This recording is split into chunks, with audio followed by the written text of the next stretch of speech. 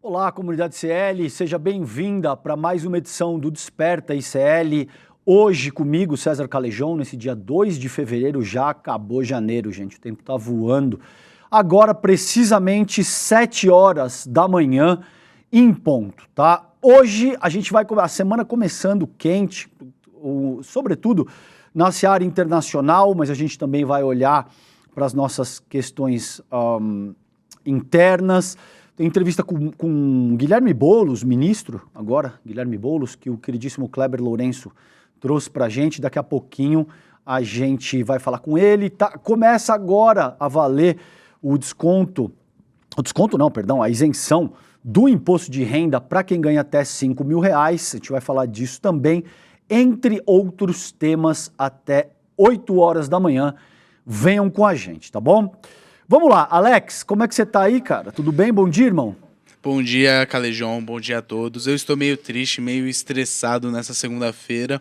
O metrô de São Paulo me deixou desse jeito, mas estamos aí para mais um dia e mais uma semana de trabalho, Calejão. Boa. Alex, o que você traz? Não, vamos fazer a meteorologia antes e aí eu já te chamo pra gente falar de futebol, pode ser? Bora, você que manda, meu lindo, vamos nessa. Boa, vamos lá de meteorologia então, gente, olha só. Muito brevemente, tá? Eu não gosto de gastar muito tempo e energia com isso, mas eu acho importante só para você se programar eventualmente, saber se vai fazer sol, se vai chover, se você precisa se precaver, tá? Então vamos lá. Olha só, gente, INMET emite alerta para chuvas e tempestades em 12 estados. Isso aqui é da colega Bruna Lopes, tá? Da CNN, foi publicado no dia 31 à tarde, dando conta do que ia acontecer nos próximos dias. Novo episódio das ZCAs intensifica chuvas e ventos com risco de alagamento e granizo no país. É por isso que eu trago isso aqui, porque, gente, está tendo muito caso. Essa época de dezembro até o fim de março tem muita chuva. E principalmente nas principais capitais do país, existem áreas de risco que alagam muito. E tem muita gente que está com pressa, querendo chegar em casa, tô cansado, o cara quer ir embora, e ele acaba tentando enfrentar a situação, né? O que é compreensível, o cara quer descansar, ele quer chegar em casa. Mas muita gente tem ficado pelo meio do caminho, ou atola, aí tem que sair do carro no meio da enchente, motoqueiros sendo arrastados, pessoas sendo arrastadas pela correnteza. Então vamos tomar cuidado. Olha só, diz o Instituto Nacional de Meteorologia, tem um alerta de perigo para temporais em 12 estados e o Distrito Federal, devido à chegada de um novo episódio dessa zona de convergência do Atlântico Sul, tá? Que eu falei. Eu vou direto dizer quais são os estados aqui, porque em alguns estados tem previsão de até 100 milímetros de água em um único dia. Isso é muita água, gente. Tem que tomar cuidado. Toda vez que você vê que tem previsão de qualquer coisa acima de 40, 50 milímetros, toma cuidado, porque você sabe que a coisa pode ficar muito complicada e depois que está no meio da confusão, aí já não adianta mais, tá bom?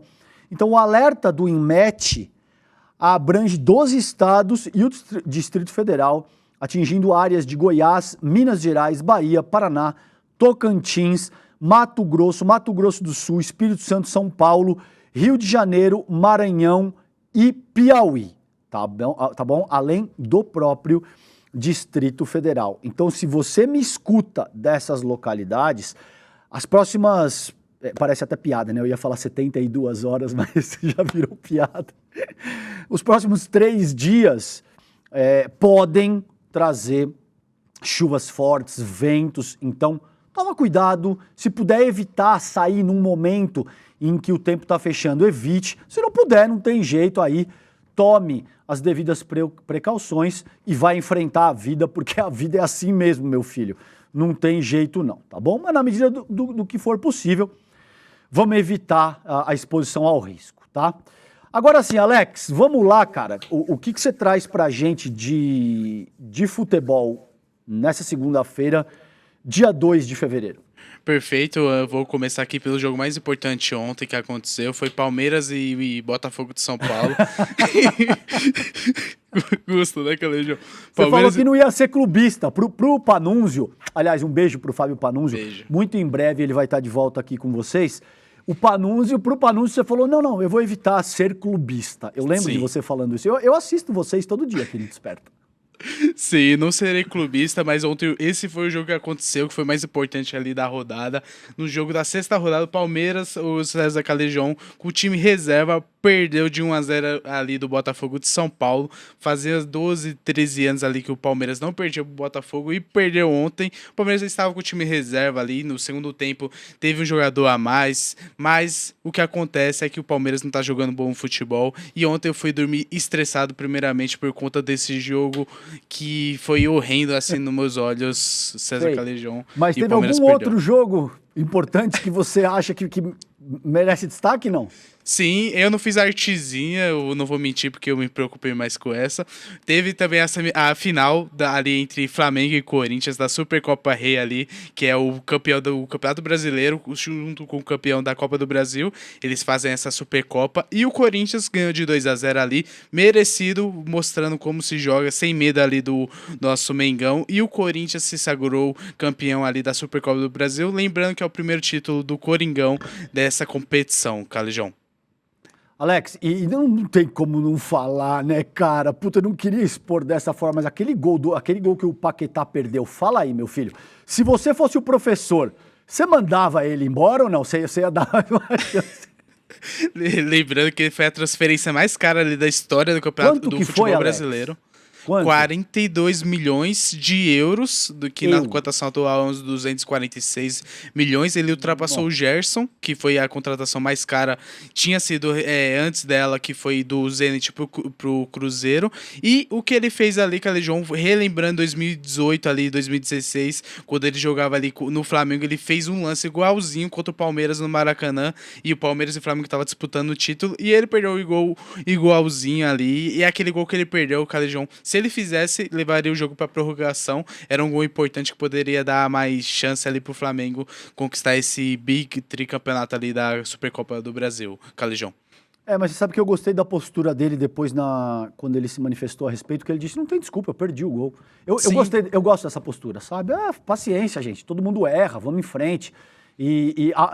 Né? Porque ele poderia tentar, não, veja, o vento, ou não sei o quê. Não, ele falou, não tem desculpa, perdi. E pesa, né, Alex? A transferência mais cara do futebol brasileiro, centenas de milhões de reais. Você perde um gol daquele em final de campeonato contra o Corinthians, é complicadíssimo. Isso aí pesa, né, cara? Sim, lembrando que como ele foi a contratação mais cara, essa atitude dele foi muito importante, porque ele não é um cara que terceirizou o erro da culpa e sim assumiu, e creio que ele vai deslanchar ainda mais nesse ano de 2026. Lembrando que, como eu falei, eu creio que o Flamengo é favorito em todas as competições que ele entrar, pelo elenco, pela gestão que tem. Então essa Supercopa do Brasil, querendo ou não, Calejão, não é um título tão importante, mas é um título ali que pode meio que trilhar o que o time vai querer na temporada, Calejão. Não é importante, mas se o Palmeiras tivesse sido campeão, você tava de ressaca e o fora Abel tinha acabado, tá Sim, bom? Isso não mesmo. Tinha mais fora Abel. Então não é importante porque vocês não ganharam, né? Por aí. Isso mesmo, Calejão. Tá bom, querido. Fala. E pra não deixar passar, Calejão, eu vi algumas críticas lá no comentário semana passada. As Brabas, que é o Corinthians feminino, tava jogando um Mundial de Clubes. E eu não vou mentir, nas minhas redes sociais eu não acompanho tanto, mas ontem eu tava verificando, porque era a final do Mundial de Clubes contra o Arsenal. O Corinthians começou perdendo de 2-0, conseguiu empatar ali. Porém, na prorrogação, o Arsenal conseguiu fazer o gol e se sagrou campeão do primeiro campeonato mundial de clubes feminino. Só deixar essa correção, que elas chegaram longe, chegaram na final de um grande torneio internacional, e aqui os parabéns para as Brabas do Corinthians feminino, Calejão. Vamos nessa. Exatamente. Parabéns para elas, então. Obrigado, Alex. Vamos lá, gente. Daqui a pouquinho, mais 5 minutinhos, eu vou chamar o Kleber Lourenço, mas tem duas coisas antes que eu quero mostrar para vocês. Joga na tela aqui, Alex, por favor. Olha só, gente. Eu sei que isso aqui, via de regra, tem um tom quase que humorístico, porque é difícil trabalhar sem esse viés do deboche. Eu entendo isso, mas eu não vou fazer isso, tá? Eu quero explorar um outro aspecto dessa questão com vocês. Veja, isso aqui é do UOL, tá? Foi publicado entre ontem e hoje. E diz o seguinte: influenciador é preso nos Estados Unidos, brasileiro Júnior Pena, que já elogiou o Donald Trump, foi detido pelo ICE, tá? Que é a milícia particular do Trump. O Trump está usando essa milícia para tentar causar uma convulsão social, para tentar causar o caos, e a partir daí utilizar a lei de insurreição, utilizar qualquer outra medida para fechar o regime. É isso que está em curso. Os Estados Unidos já são uma ditadura, o Trump já é um ditador, mas ele está caminhando a passos largos para fechar o regime no sentido de tentar evitar a derrota no midterm, que é essas eleições de meio mandato. Vocês já estão cansados de saber disso aí, tá bom? Então é nesse contexto que essa notícia que eu vou trabalhar agora com vocês se insere. Júnior Pena está preso no Centro de Detenção de Imigração em Nova Jersey desde sábado, dia 31, antes de ontem. Ele não compareceu à audiência do processo de legalização e foi detido, segundo o amigo dele, Michael McDowell. O influencer é horrível, né? O influencer já compartilhou vídeo crítico ao ICE, em que mostra a filha de um agente perguntando para o pai como foi o dia. Então, diga-se de passagem, isso também tem que ser dito a despeito dele ter elogiado o Trump. Mas olha aí, sou Donald Trump, gosto do cara. Veja, gente, tem uma questão aqui que está no nível sociológico e é por isso que eu estou trabalhando isso aqui e não vou fazer piada com isso aqui, tá? Quando o cara diz, com frequência surge o debate de que, pô, mas você vai brigar por causa de política, a conversinha mole, fiada, tá? Em linhas gerais é essa. Você vai brigar por conta de política, política não paga o seu salário, independentemente de quem tiver lá, eu vou ter que acordar cedo, etc, etc. Tá? O que acontece, gente, é que a política tem um caráter democrático representativo, no Brasil pelo menos, porque a depender do que a liderança política em questão diga ou faça, isso ganha ressonância junto à própria população, ganha ressonância na nação inteira. Então, quando você apoia um cara que diz que a própria filha nasceu mulher porque ele fraquejou no momento da concepção, essa fala estimula o assassinato de mulheres, não tenho a menor dúvida. Eu sei que direitistas não entendem isso, eles acham um absurdo, eles acham que falas são só falas e não tem nenhum tipo de consequência mais séria na forma como a sociedade se organiza, mas é um preceito básico de qualquer ciência social entender isso.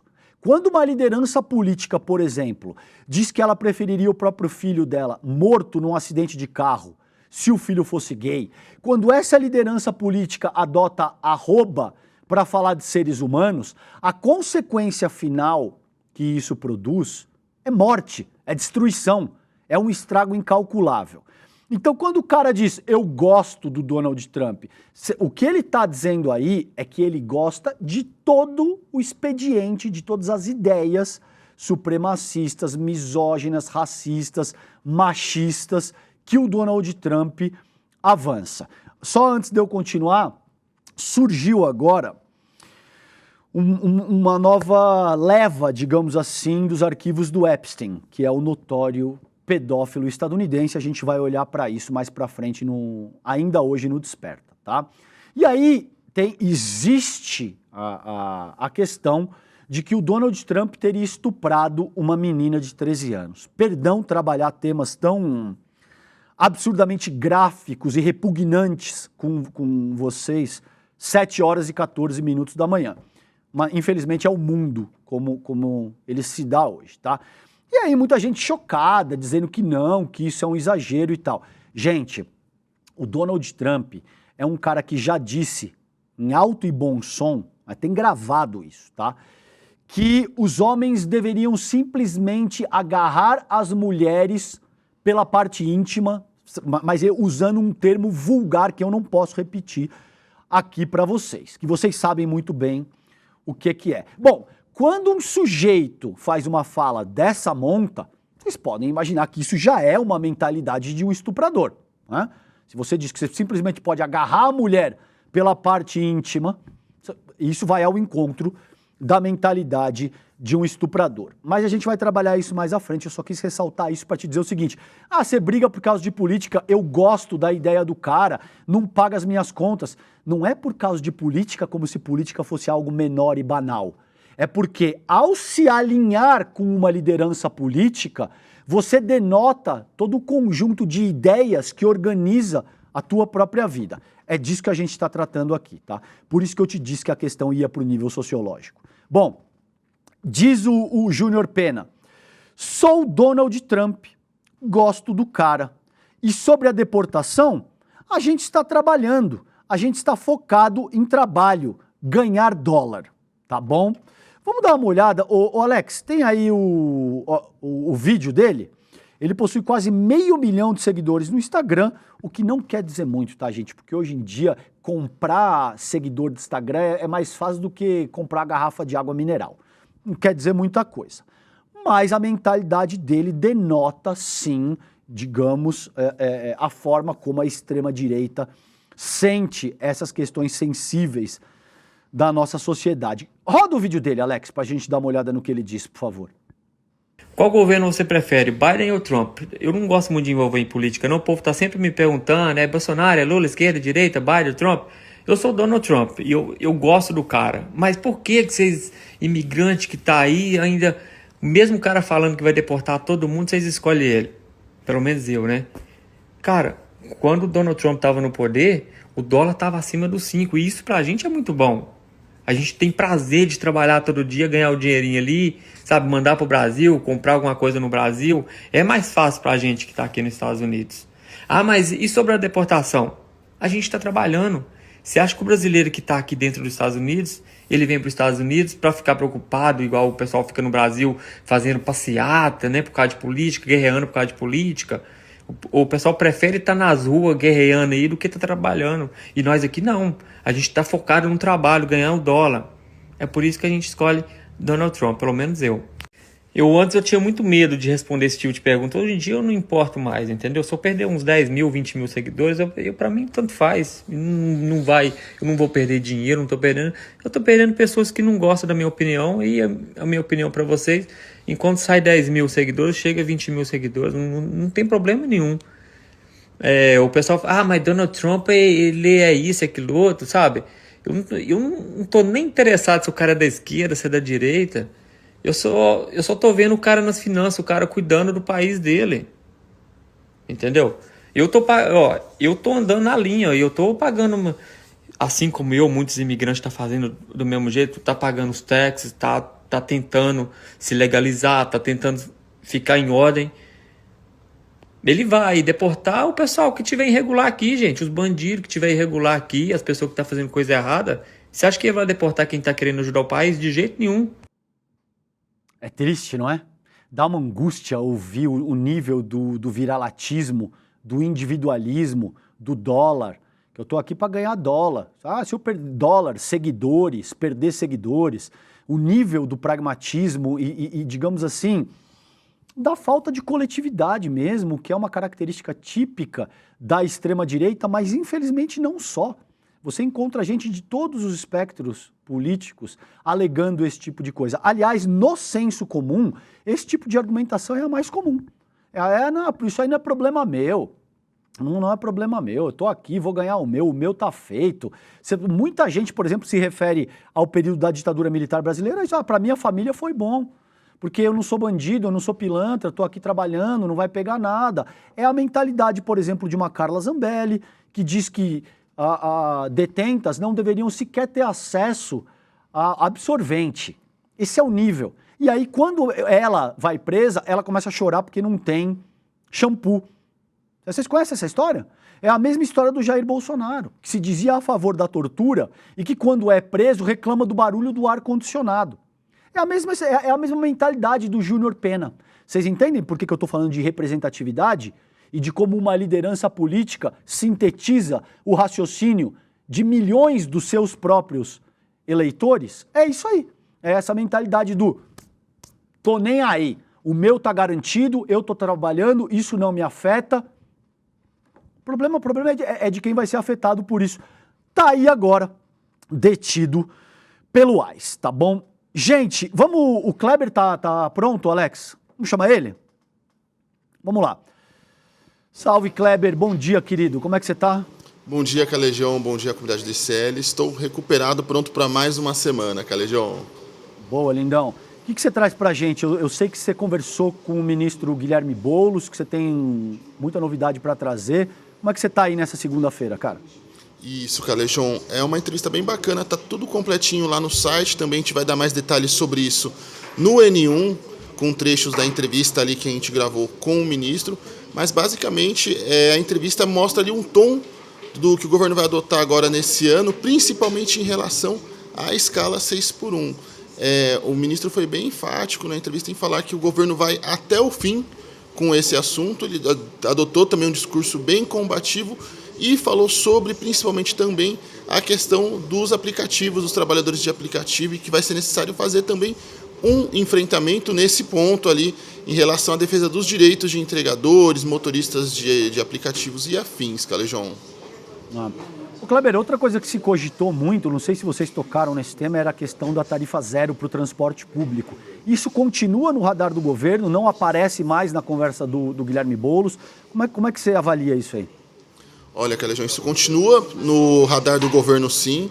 É entendido como uma pauta importante, mas, ao mesmo tempo, o governo tem a leitura de que é um ano curto, é um ano com muitas discussões ali, a gente vai ter eleição, vai ter um ano legislativo um pouco mais resumido, né, com não tantas sessões para se discutir temas importantes, e o governo vem avaliando, sim, que a discussão do fim do 6x1 vai atravessar o ano todo. Então, muito dificilmente, talvez tenha ali espaço para essa discussão, uma vez que já entre alguns membros do governo, principalmente do Palácio do Planalto e da articulação política, que elegeu a leitura de que a primeira parte do ano vai se aprofundar na discussão da PEC da segurança pública, que ainda está ali num imbróglio muito grande e que é um tema muito importante para todos os brasileiros, né? E aí o governo acredita que no segundo momento ali da discussão legislativa vai acabar vindo a escala 6x1, que eles também creem que vai tomar bastante tempo. O ministro Boulos me revelou que o governo vai tentar tramitar a questão do 6x1 por regime de urgência, Calejão, mas enfim, como no Congresso tudo é muito incerto e tudo pode mudar a qualquer momento, então eles trabalham mais ali com essa agenda um pouco mais conservadora no quesito de não lançarem tantas pautas de uma vez, nessa expectativa de que não vai ter tempo hábil e que vai ser sim um embate muito difícil no Congresso. Ô Kleber, explica para a nossa audiência o que isso significa na prática, a urgência. E eu queria, não sei se você conversa muito, tem muito trânsito, tá sempre conversando com parlamentares e tal, e a expectativa é que a 6x1 talvez fosse capaz de aglutinar como foi a questão da PEC da bandidagem. Lembra que a gente começou a chamar Sim. de PEC da bandidagem? Mas eu venho conversando com parlamentares que já me relatam que, olha, não, talvez vai existir uma resistência um pouco maior do lado da direita, a despeito do desgaste em termos de capital político que isso eventualmente possa causar. E isso, como eu queria te ouvir, se você acha que passa, que tem força, como é que está essa correlação de forças considerando essa matéria, porque tem uma questão, tem um cara, o Max Weber, o Kleber, tem um livro clássico dele que fala a respeito da ética protestante e do espírito do capitalismo. Existe essa ideia, digamos assim, permeando o nosso funcionamento social, de que só o trabalho dignifica, de que você tem que estar exausto. Daí vem essa dimensão de que quando eu te pergunto, Kleber, como é que você está? Você fala, olha, é uma correria. Muitas vezes nem tá uma correria, né? No seu caso sempre tá, porque você está sempre apurando lá. Mas é quase que digamos assim, uma norma social dizer que você está correndo, você não pode descansar senão você é um vagabundo. Então isso de alguma forma mexe com essas estruturas, principalmente do centro para a direita no espectro político. E como eu vejo, tira um pouco de força dessa pauta no que foi a PEC da bandidagem. É por aí? Você discorda? Como é que você avalia isso, cara?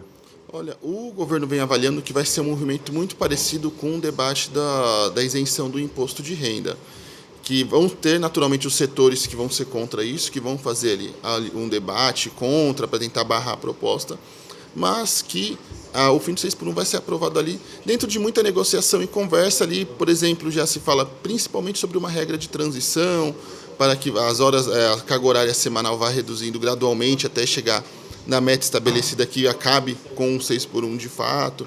Então, isso está sim no radar do governo e de parlamentares, tanto da oposição quanto da base governista, sobre a possibilidade de sim ser aprovada por conta de uma regra de transição. Até porque, em ano eleitoral, Calejão, vai ser muito difícil termos deputados da direita e da extrema-direita ali batendo no peito em suas campanhas eleitorais que eles são contra o fim do 6x1. Então vai ter esse cálculo eleitoral. É por isso que o governo aposta muito nessa pauta esse ano, Calejão, porque em outros anos, até o ano passado ou no ano que vem, eles acreditam que como já estará mais afastado das eleições, fica mais difícil fazer a aprovação, porque aí tem ali quase um mandato inteiro para os parlamentares conseguirem se descolarem disso, saírem dessa pecha e viverem seus mandatos normalmente. Então, por isso que o governo aposta muito nesse ano, porque também, além da importância popular que tem o tema, vai ficar difícil para os parlamentares, sejam eles deputados ou senadores, bancarem essa pauta de forma contrária com as eleições chegando. Perfeito. Bom, uma pauta absolutamente importante, principalmente para as nossas classes trabalhadoras, né? A gente sabe que quem tem muito dinheiro ou quem eventualmente exerce uma função parlamentar no Brasil não trabalha na escala 6-1, tá? Kleber, que mais? Você tem mais? A semana está começando, vamos com calma, Calejão, mas com certeza ali hoje tem início dos trabalhos do Congresso, a gente tem também reabertura do Judiciário, então a semana está só começando e promete. Perfeito. Daqui a pouquinho a gente vai falar com o Luiz Costa Pinto, o nosso Lula aqui do ICL, sobre esse tema também. Kleber, obrigado, querido. Até amanhã, então. Abraço. Tchau, tchau, Calejão. Um abraço. Gente, antes de chamar o Lula, ele está terminando de se ajeitar lá, eu quero trabalhar isso aqui com vocês, que vai ao encontro do que o Kleber acabou de colocar aí, ó. IR 0 para quem ganha até R$5.000, vale nos salários pagos este mês, tá? Então zerou o imposto de renda para quem ganha até R$5.000 e a medida deve beneficiar 16 milhões de pessoas. Vocês entendem? Quando a gente diz, olha, isso é um projeto de país. Você pode discordar, você pode dizer que não, eu sou um liberal aloprado, desses que quer Estado mínimo e tal. E tudo bem, mas tem um projeto de país do qual você discorda. A extrema-direita nem isso tem. Absolutamente vaga e fica trabalhando com pauta moral. Isso aqui afeta diretamente, beneficia diretamente 16 milhões de pessoas, tá? É muito diferente a postura, apesar de que eventualmente existem coisas que as pessoas possam discordar, tá? Esse texto aqui é da colega Daniela Almeida, da Agência Brasil, e diz: os impactos da nova tabela do IR Pessoa Física 2026 começam a ser percebidos nesta semana. No contra-cheque dos assalariados, que ganham até R$5.000 brutos por mês. Eles estarão totalmente isentos do IR e aqueles com renda de até R$7.350 terão redução gradual do imposto retido na fonte. As alterações começaram a valer para os salários pagos a partir de janeiro, com reflexo a partir do pagamento de fevereiro, tá? Então tem um caso aqui do Distrito Federal, que é o Genival Gil, de 49 anos, que ficou sabendo da medida pelo telejornal. Há 3 meses, ele está fichado, com a carteira de trabalho assinada, com um salário de pouco mais de R$2.700. Agora, ele aguarda o contra-cheque para conferir o valor que antes ia para os cofres da União e que agora vai ficar na conta. A sobra terá destino certo. Vai ajudar a pagar umas contas a mais da casa. Programa O Pedreiro, que mora de aluguel no Paranoá, a 20 quilômetros do centro de Brasília. Então, entende?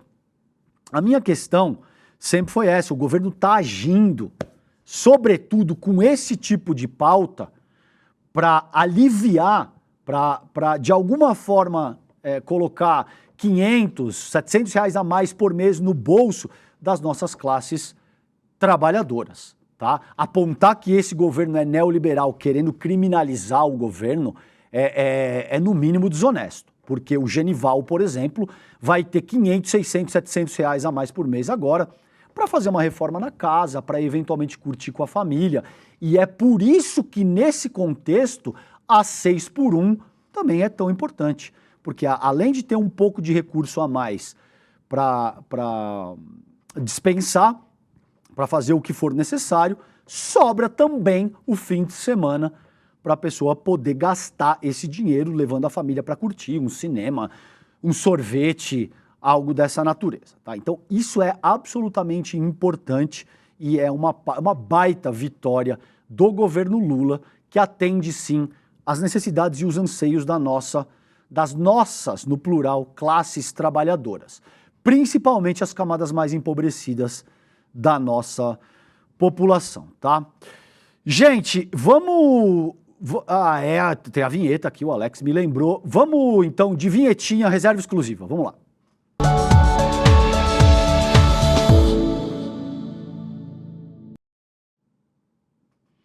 Vou chamar, vem pra cá, Luiz Costa Pinto, nosso querido Lula, o homem que sabe tudo dos bastidores de Brasília. Ele já tá pronto aí, Alex? Como é que a gente tá com o Lula? Tá aí o homem. Esse é o cara do bastidor, tem muito trânsito, sabe tudo das entranhas da capital federal. Lula, bom dia, querido. Prazer estar mais uma vez contigo aqui no Desperta. Bom dia, César. Menos do que deveria, tá? Sempre menos do que deveria. E do que eu quero. Boa. Querido, vamos lá. O que você traz hoje pra gente? O que a gente tem na reserva exclusiva? Bom, chamamos a reserva exclusiva, que é a coluna da revista Liberta, que já está no ar desde o sábado, né? E ela abrimos a coluna da revista do ICL com o raciocínio básico, a preocupação central de quem está na pré-campanha de reeleição do presidente Lula, que é a corrupção, estúpido, né? A gente fala isso por quê? Porque esse mote, né, esse avanço retórico, né, é a economia estúpido, se celebrizou nos meios políticos em 1992 com o James Carville, que era o marqueteiro-chefe, o cientista político que conduzia a campanha do então candidato Bill Clinton, né, à Casa Branca. E o governo George W. Bush, né, que era o Bush pai, né, que o Clinton enfrentou e venceu, era o incumbente, ia muito bem na economia, né, ia muito mal na economia, ia muito bem na opinião pública por causa da guerra do Kuwait, né, tinha 90% de ótimo e bom em 1991. E o James Carville disse, olha, você vai derrubar o Bush pela economia, pelo discurso da economia, porque a economia não está bem. E foi o que foi feito. Nesse caso aqui no Brasil, a economia está muito bem, né? Como disse agora o Calejão há pouco, né? Mostrando o impacto direto no bolso dos estratos da base da pirâmide social, né? Dessa medida, né, de reduzir e, em muitos momentos, anular o impacto tributário sobre quem ganha até R$5.000. No caso de quem ganha até R$5.000, parar de recolher imposto de renda na fonte, né? Tem a medida do Gás do Povo, programa cuja MP deve ser aprovada esta semana ainda, na retomada do Congresso Nacional, e que pode distribuir até um botijão de gás a cada 2 meses, né, para os estratos da base da pirâmide social. E isso vai impactar 50 milhões de pessoas, 15 milhões de habitações em todo o país, né? Então, a economia está resolvida. A gente está com um índice histórico de desemprego muito baixo, né? 5,6% da população apenas que tem carteira né, procurando emprego, então é um índice histórico, nunca houve um registro de um desemprego tão baixo, as contas estão ajustadas, a inflação está sob controle e dentro da meta, a perspectiva de crescimento do PIB sempre surpreendendo. Então, no cenário macroeconômico e microeconômico, está resolvido.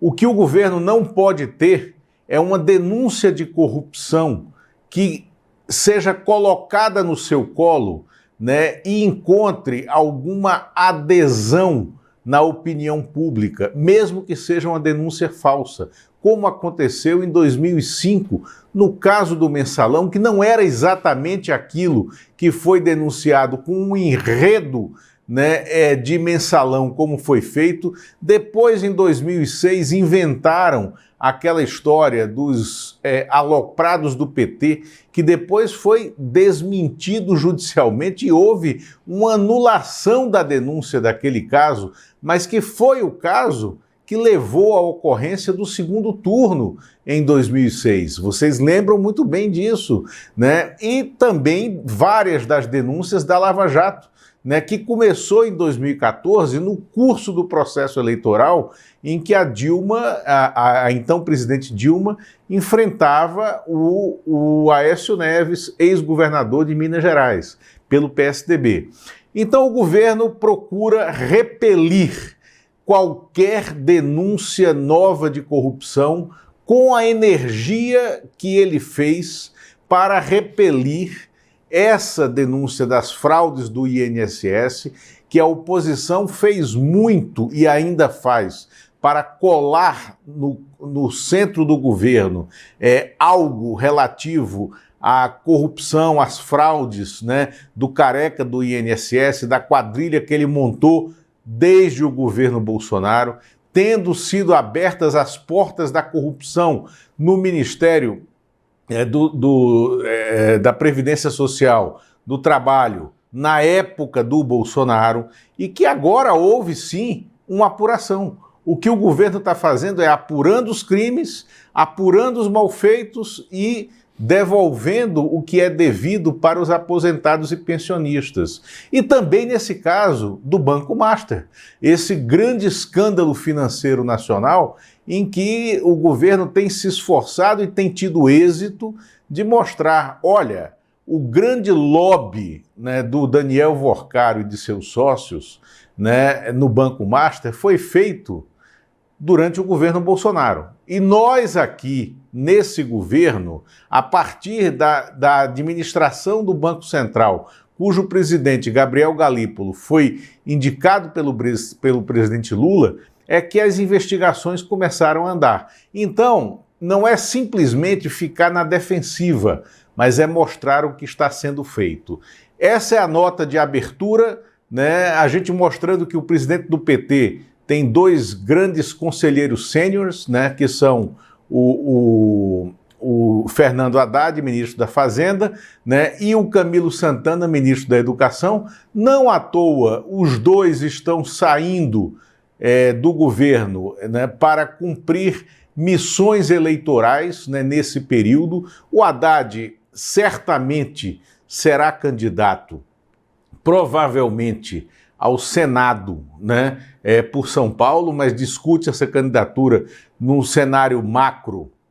Pode ser uma candidatura ao governo de São Paulo também, e o Haddad tende a sair, a deixar o governo antes do Carnaval, para ter um período de descanso até abrir o seu ano eleitoral, e o ministro Camilo Santana tende a ser o coordenador nacional da campanha de reeleição do presidente Lula, com uma dedicação maior central no Ceará, onde eles têm um grande desafio: derrotar o ex-governador Ciro Gomes, né, mantendo a candidatura, né, do atual governador, o Eumano Freitas, que foi indicado pelo próprio Camilo. Então, em último caso, Camilo seria candidato no Ceará. Mas, no momento, a tendência é que ele seja o coordenador dessa campanha de reeleição. E na coluna reserva temos aí, me permita, Calejão, mais uma nota que eu acho muito interessante, que é o uso do Mounjaro e do Ozempic como moeda eleitoral paga pelo orçamento, por emendas do orçamento da União. Que esquema é esse? É que com as emendas PIX, você pode os deputados e senadores, não você, cidadão, os deputados e senadores têm até 102 milhões de reais em cada gabinete para fazer emendas ao orçamento. 35% desse valor tem que ser emendas na área de saúde.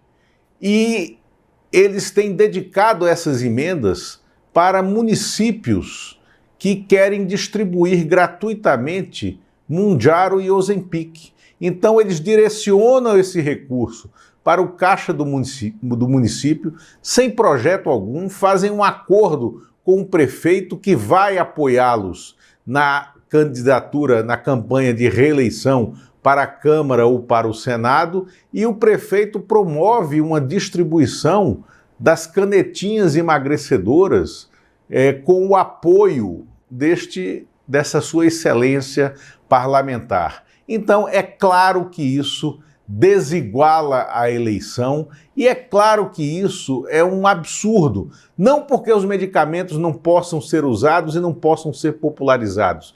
Tem que ser, mas não dessa forma política, eleitoreira e virando moeda de campanha. Perfeito, Lula.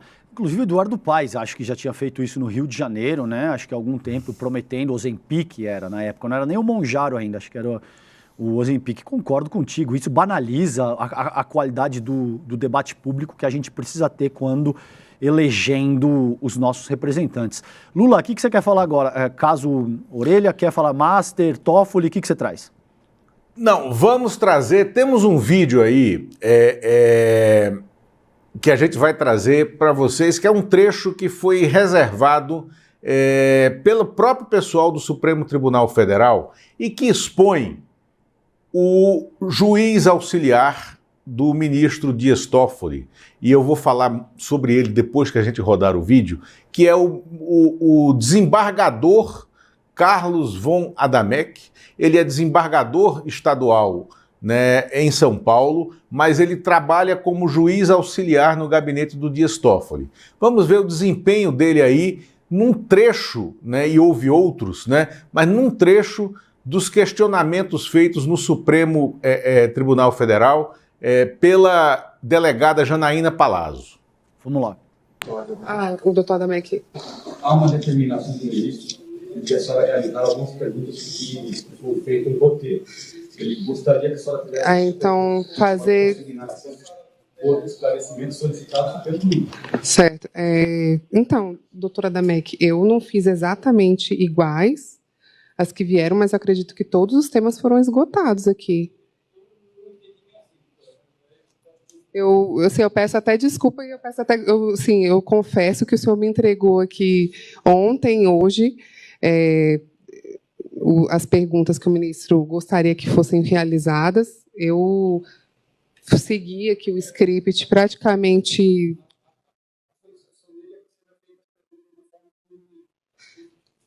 então, fazer... Ele quer que se ele quiser que eu leia desde o início, a gente vai refazer. O senhor quer que refaça? Tá. Então, na verdade, em vez da autoridade judicial, está direcionando agora as perguntas ao ministro.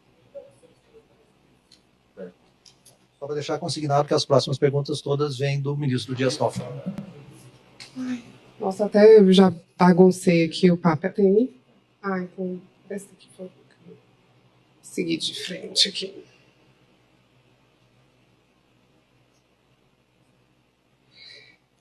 Eu peço que o senhor esclareça de forma objetiva qual era a sua posição formal e sua atuação prática na estrutura decisória do Banco Master entre 2023 e novembro de 2025, especificando Quais decisões estratégicas dependiam de sua anuência direta? Se operações relevantes de aquisição e cessão de carteiras de crédito exigiam seu conhecimento ou aprovação, e se havia alguma instância interna capaz de aprovar operações dessa magnitude sem a sua ciência? Ô Lula, explica pra gente o que a gente acabou de ver aí. Ela fica tensa, né? Ela fica visivelmente tensa com a situação.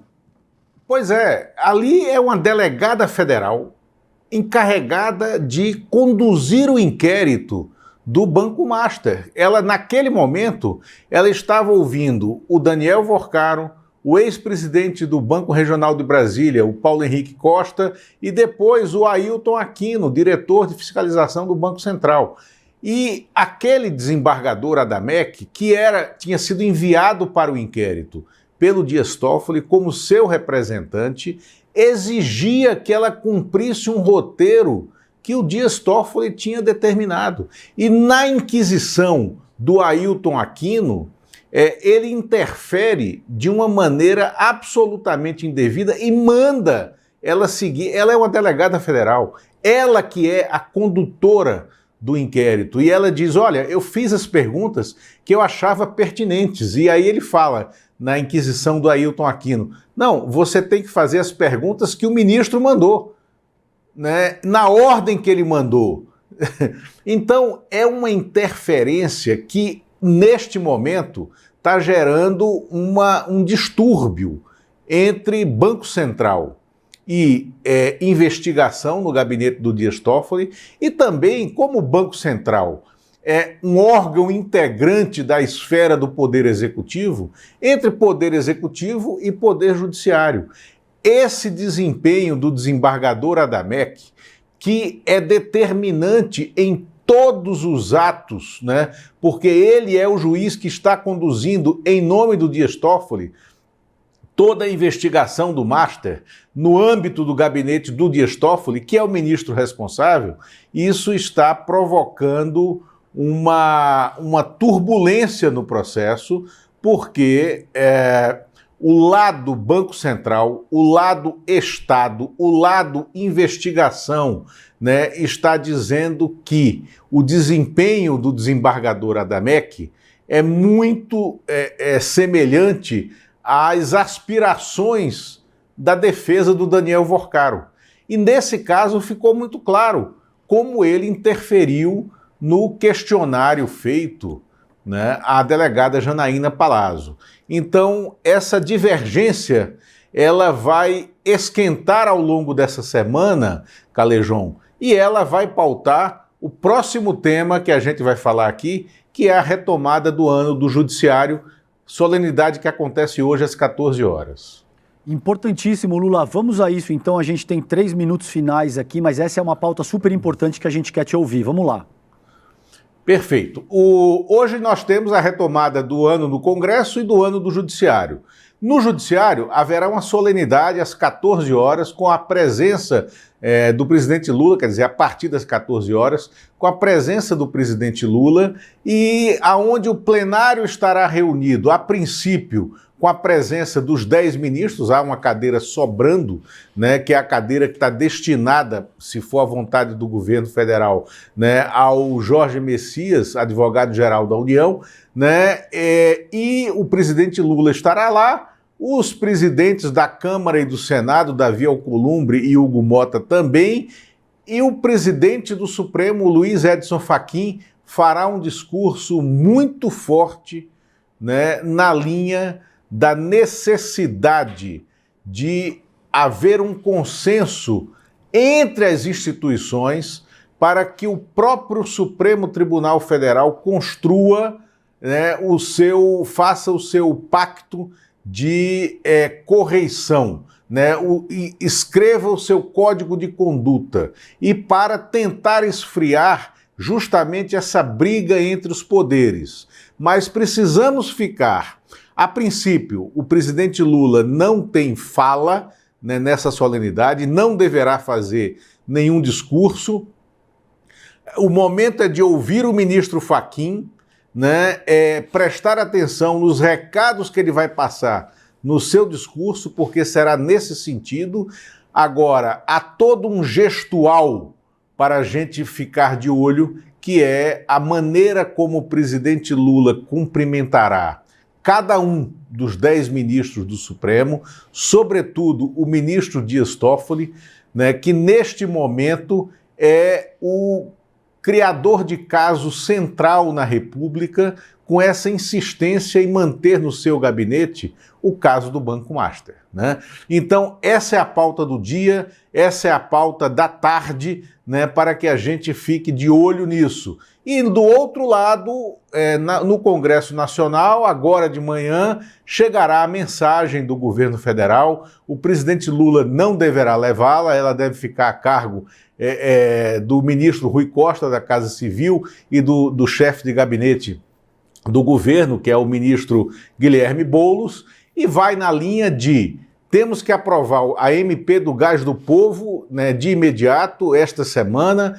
Temos que aprovar a MP que cria, e aí é uma conta sendo paga ao presidente da Câmara, Hugo Mota, que cria o Instituto Federal do Sertão da Paraíba, né? Mas temos, sobretudo, que abrir alas para a possibilidade de votar antes mesmo, né, do final de março, a escala 6x1, porque essa é uma pauta muito importante para o governo federal. Tá aí. Então esses são os temas no radar da semana do Lula. Obrigado, querido. Sigamos fortes porque a coisa tá pegando fogo, Lula. Um abraço, querido. Obrigado, Calejão. Obrigado. Abração. Luiz Costa Pinto, direto de Brasília, gente.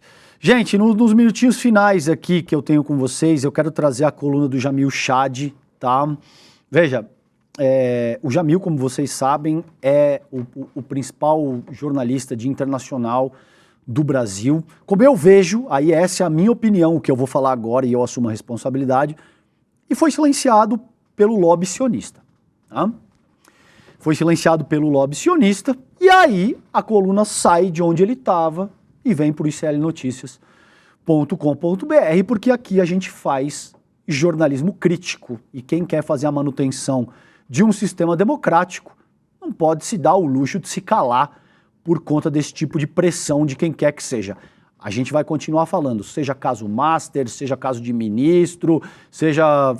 enfim, o que quer que tenha interesse público, traga interesse público e demande ser abordado de forma crítica. Então eu sempre vou trazer a coluna do Jamil Chad aqui, porque eu sou fã, eu sou admirador do trabalho do Jamil, tá?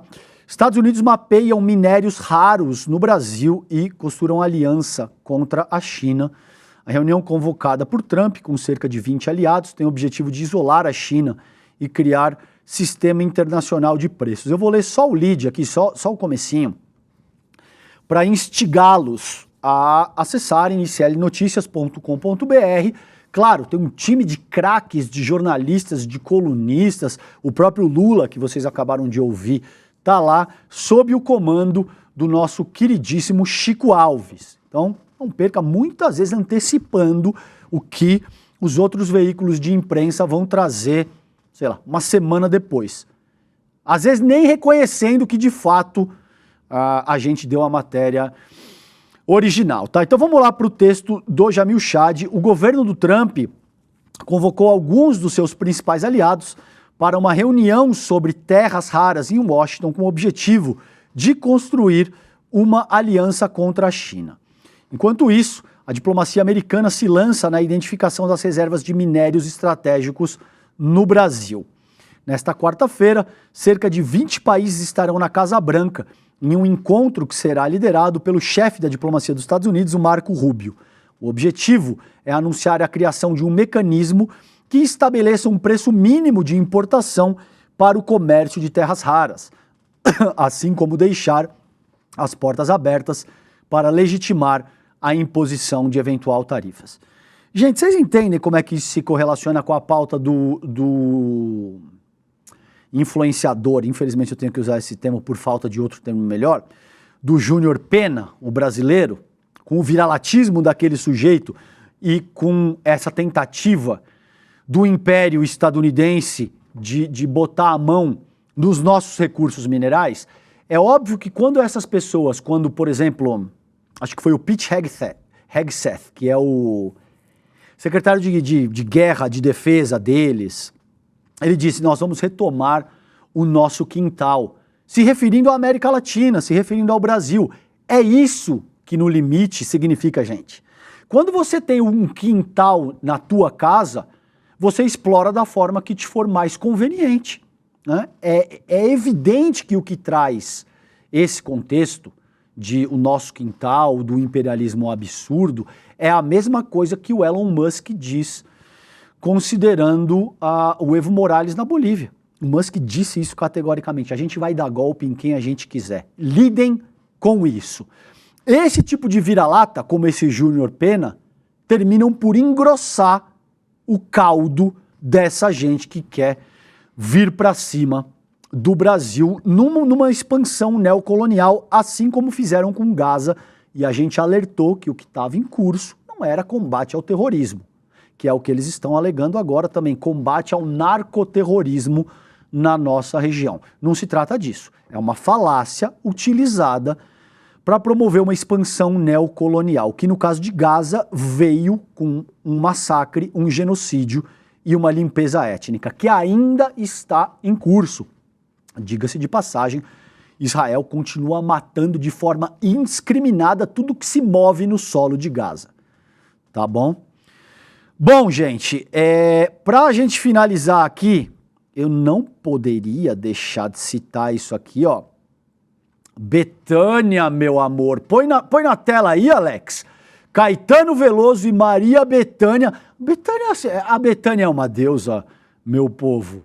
Ela é a chuva que lança a tempestade sobre os carros de Roma, tá? A tempestade do Saara sobre os carros de Roma. É uma potência da natureza essa mulher. Caetano Veloso também gosto muito dele, mas confesso que a Maria Bethânia, para mim, é um negócio absolutamente de louco, tá bom? Brasileiros levaram o prêmio pelo disco Caetano e Bethânia ao vivo. Esse é o primeiro Grammy da cantora e o terceiro de Caetano, que já levou em 2000 e 2001. Veja, gente, eu não gosto muito, e ok, me chamem de chato, eu vou segurar isso aí com vocês, não tem problema nenhum.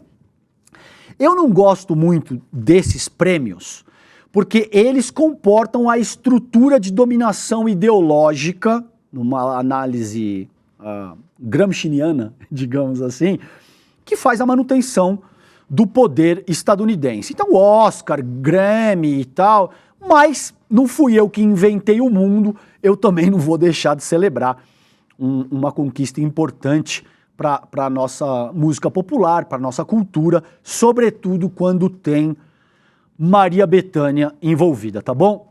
Bethânia, te amo, obrigado por você existir, tá bom? Gente, vamos lá, Mapa da Mina tá aí, replay liberado. Você que não assistiu ainda, tá perdendo a melhor aula sobre como proteger o seu dinheiro. Não precisa ser milionário, não precisa ter grandes fortunas, tá? A gente tá falando da quantia que você eventualmente conseguir guardar.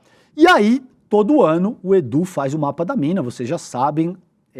Na maioria, ano passado ele acertou tudo. Então ele mesmo diz, olha, não é sempre que a gente acerta tudo, eventualmente é óbvio, isso é uma análise embasada em indexadores, em conversas, em pesquisa.